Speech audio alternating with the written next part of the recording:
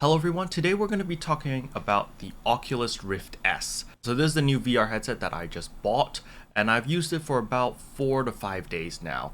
The main reason why I like the S instead of buying in regular Oculus or Oculus Quest is because I have a very powerful gaming PC to begin with, because I play Blade & Soul, and I like how all the sensors are inbuilt onto the headset itself, so that I don't need to install external sensors and stuff like that.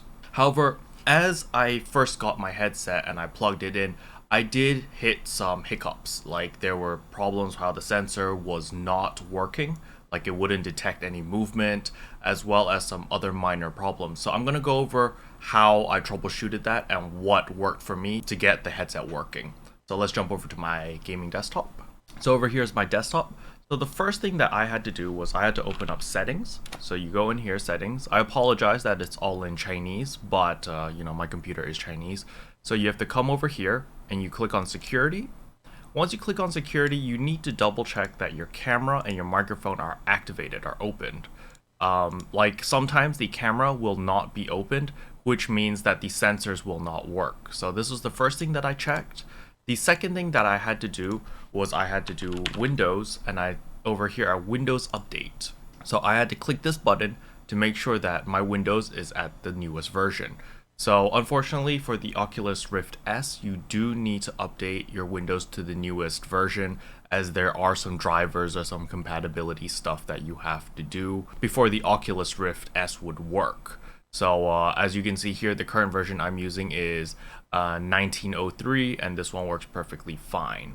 However, this was the main issue that I had, because I usually don't update my Windows, so things just didn't work until I updated it. And finally, the last thing that you need to do is, if you use an NVIDIA card, that you need to make sure that you update your NVIDIA card to the latest driver. This was very important. However, this wasn't an issue for me because I have a game on Steam called Rage 2 that required me to update to the latest drivers for it to even run. So do update your graphics drivers as well. And that basically got everything working for me. To recap, number 1, update your Windows to the newest version. Number 2, update your graphics drivers to the newest version. And number 3, make sure to go into settings to check your microphone and your camera settings and make sure that they're enabled, they're open. That way it will actually let you use the sensors. So after that, next thing you need to do is, of course, you're going to need to download the actual Oculus program. So when you get your Oculus Rift, and after you've done everything that I've just told you to do to troubleshoot it, next thing you need is to download the actual installation files. So you can go in there, they give you this little pamphlet, and it tells you like the website, the link to go to is literally oculus.com/setup. So you go to that website, you download the program, and you just install it and do the step-by-step. And as long as you've made sure that you've updated your Windows and all of that, the setup process should be pretty painless. It shouldn't cause any issues. But if you do hit any issues, let me know in the comments below. So after you've installed Oculus, you'll notice over here that you'll be brought directly to the home page over here, and you can buy certain games. And there's a whole bunch of different games over here. However, I personally don't like to use different interfaces. I'm very comfortable with Steam. So you can see over here that when I go to my library, I can click VR, and then I have VR games. So I have Beat Saber on Steam already. And so in order to get your VR headset to work on Steam, you actually need to go to settings over here and go to general.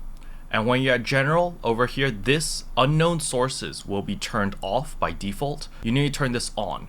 After turning this on, only then will VR games on Steam work. If you don't turn this option on, when you launch your VR games on Steam, it won't actually work. When you put the headset on, it'll tell you that you need to go to settings, you need to go to general, and you need to turn this on in order to play the game on Steam. And depending on what country you're in, like for me, it's actually cheaper to buy the games on Steam. So I prefer to buy all my games on Steam, as my payment details, all of that stuff is already saved here, so it's a lot easier for me to purchase stuff. However, there are some exclusives, such as Robo Recall. Robo Recall is an exclusive that I can only buy off the Oculus store, or whatever they call this.